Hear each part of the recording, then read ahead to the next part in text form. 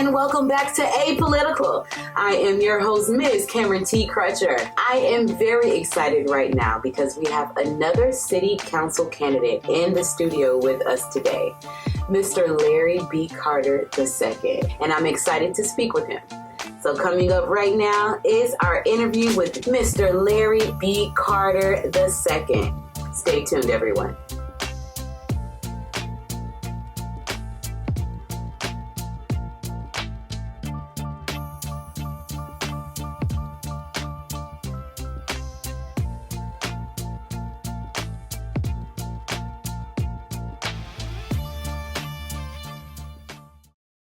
Hey y'all, the holidays are coming up, and if you're anything like me, you are sick and tired of those same old holiday cards you see in the grocery stores.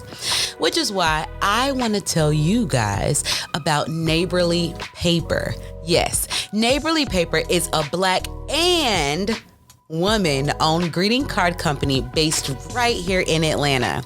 They have the most stunning and hilarious cards on the market. They have cards for every occasion, including birthdays, graduations, anything you can think of. I was taking a scroll through their Instagram and I saw some really cool astrological cards that I'm definitely going to be buying for some of my friends and family members. So I encourage you to check them out, and you can head over to neighborlypaper.com right now, stock up, and bring a little smile to those special people in your life for the holidays coming up. All right, everybody, let's get to our interview. All right, so I am joined by Larry B. Carter II, who is candidate for City Council this year in District 4. Larry, thank you so much for joining us on Apolitical. Thank you for having me. Yes. So let's start with your background today. Can you tell me a little bit about where you're from, what brought you to Atlanta, and ultimately what inspired you to run for City Council? Sure thing. So I was born in Lancaster, Pennsylvania. It's a suburb of Philadelphia. I grew up in Norfolk, Virginia. My father was in the military, so we moved around a bit, but I went to high school in Virginia. And I came to Atlanta really, like, people knew my sisters. I'm the youngest of three. I have two older sisters. Okay. My mom worked for the city for 33 years as a 911 dispatcher. So people knew my family. So as the youngest, it was really hard to create my own path in a place where everybody had these expectations of me and who I should be. So coming to Atlanta was like a freeing adventure, almost like the prodigal son going out into the world. Facts. I feel like that's why most people move to Atlanta, so that you can be free and do whatever you want to do and also be accepted, right? Exactly. But I mean, even with acceptance, my mother did an amazing job of making sure that I was protected and felt loved. So that was never in question. So coming into the world, I had that as a privilege to stand on. Yes. That I'm worthy, And when I think about running for office, I moved to District 4 in 2009. I bought a house there for $10,000, and I was just trying to understand, like, why is this area with these amazing houses and such rich history, like, so forgotten about in a city of civil rights? And watching the leadership that's been there for the last 27 years really pushed me to step up and run to make sure those people who've held down the foundation of the district are safe and kept in place while we welcome new neighbors, bridging the gap between our historic past and our unlimited future. Absolutely. So this is your first time running for office, and we're finally coming up to the end of the campaign season. You might be able to sleep real soon. One day. What has this experience been like for you mentally and physically? Wow, mentally and physically, it has been, it's like mental yoga. Yes, namaste. Yes, it is definitely preparing me for the next journey in life, and everyone keeps saying that. I think it stretched me in amazing ways where I am able to share my thoughts and my understanding of economics, of how to grow the city in an equitable way, of inclusion and diversity. All of those things have been coming up, and I've been able to almost make my district race malleable, because the things I bring up now other candidates are talking about, which in the last cycle, the majority of the candidates that are running this time ran last cycle. Yes. And none of these topics were being discussed. So it's just like when you introduce something like the PAD, the Pre-Arrest Diversion Initiative, I talked about that on one of our first forums, and it drove everybody else to do their research and find out about it. Because instead of having a police officer show up with a gun, have somebody who has the skills to handle mental health issues instead of criminalizing them. Yes, absolutely. Tell me about the homelessness in your district. What do you feel about that, and how can that be changed, moved, so that everyone's more comfortable? And so I think there needs to be dignity restored to people experiencing homelessness. I said this before, and I'll say it again. You see where a person is, you don't know where they came from, you don't know their story. So we have veterans who have served this country who are experiencing homelessness. We have families who have just, if a kid has cancer and their parents lose their home because they're paying medical bills, those are real stories of people here in Atlanta.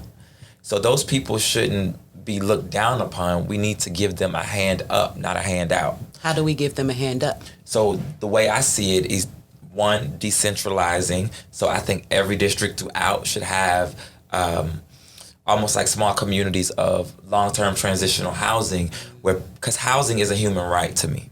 I think about it like this, and this is like a really, this is not the same, but just an example. When I go to New York and visit, when you leave in the morning, you have to take everything you need for the day because you're going to be out all day long. Just imagine if that's every day of your life. So when you leave a shelter at 6 a.m. and you have to be back by 6 p.m., you have to have all your worldly possessions on you all day. So I'm asking you to go to work, have a job, but make sure you're back here by 6 o'clock to make sure you have somewhere to sleep tonight and shower to be ready for a job in the morning. That's not a realistic expectation. We need people to have homes.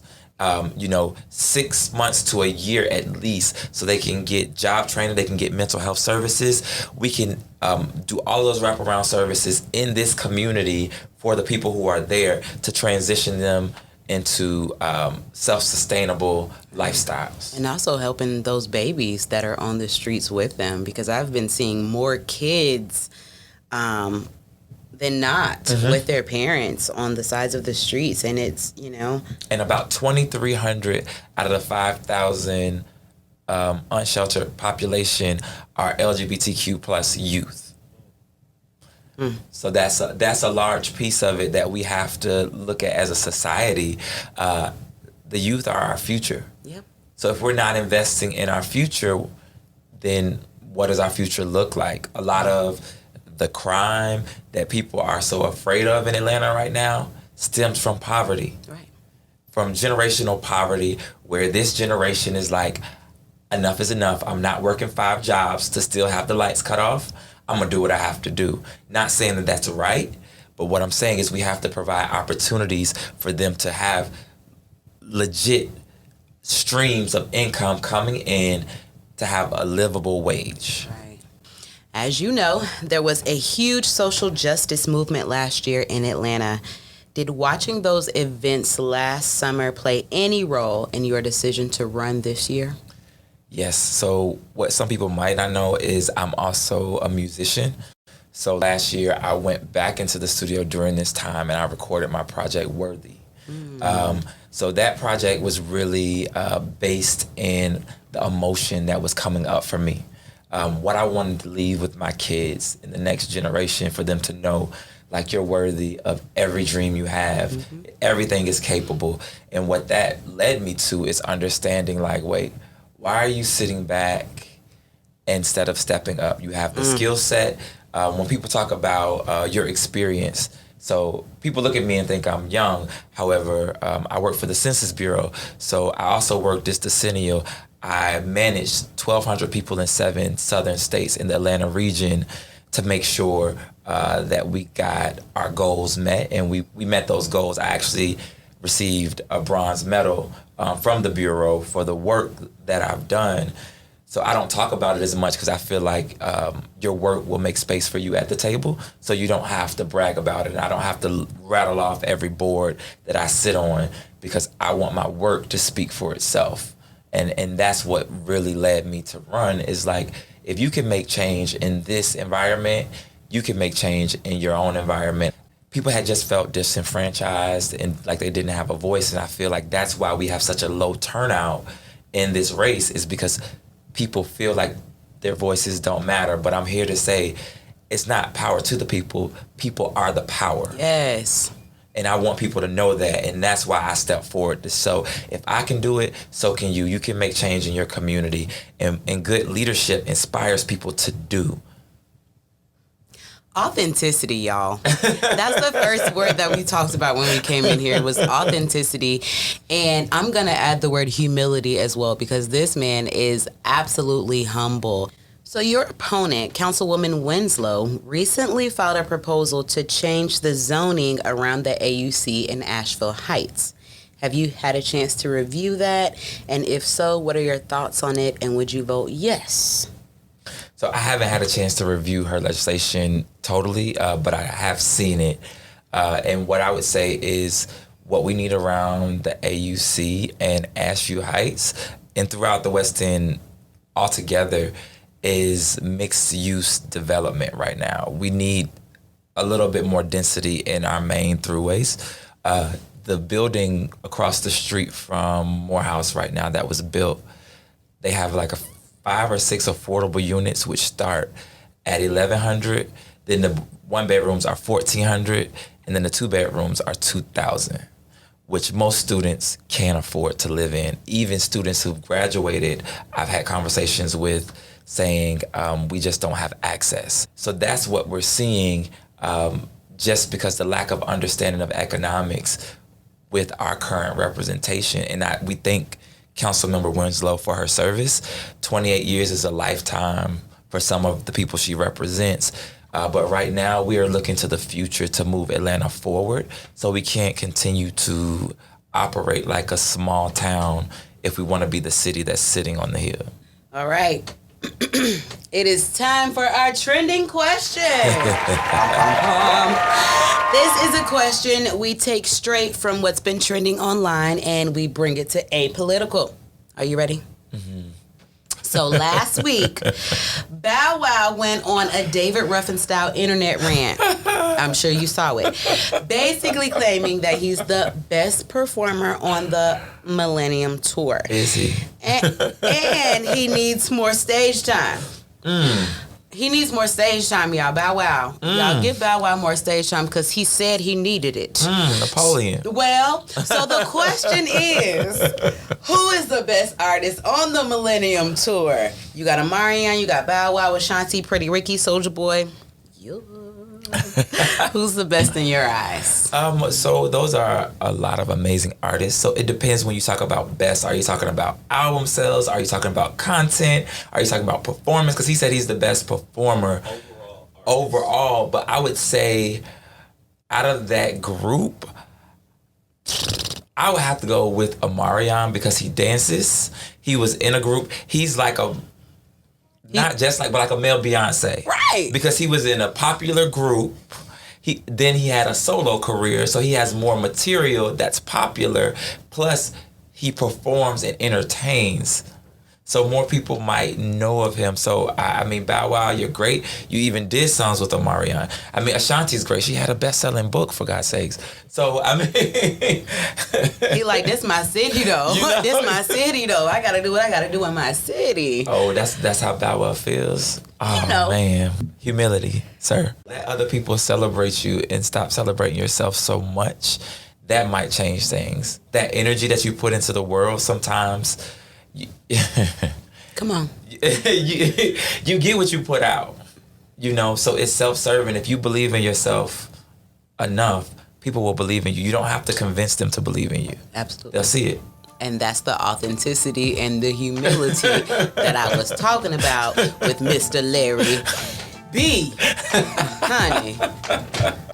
Mr. Larry B. Carter II.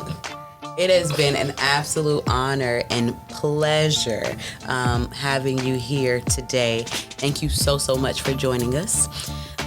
Before I let you go, can you please tell our listeners how they can keep up with your campaign and give us those social media hashtags and all those good millennial things that we have going on right now? Yes, you can learn about me at LarryCarterMovingForward.com. My Instagram is LarryCarterATL. My Twitter is LarryCarter4ATL. My Facebook is the same. I am here for the people and I'm about the people. And I just want to say thank you. Thank you for having me. Thank you for the energy exchange and the gift of your presence and the questions. I truly appreciate it with gratitude. Thank you. All right, everybody. Thank you again, Mr. Larry B. Carter II, for coming on the show. I am Ms. Cameron T. Crutcher, and I'll see you guys next time. Thanks, guys. Don't let anyone take it away. It's yours. Just hear me when I say everything will be okay. Full of ambition, eyes on the vision. Believe in yourself through all of the pain. Trust the process is worth the gain. To get to the sunshine, there'll be rain. You're worth it, you're worthy. Don't worry, 'cause you're worthy. My ancestors' wildest dream, going for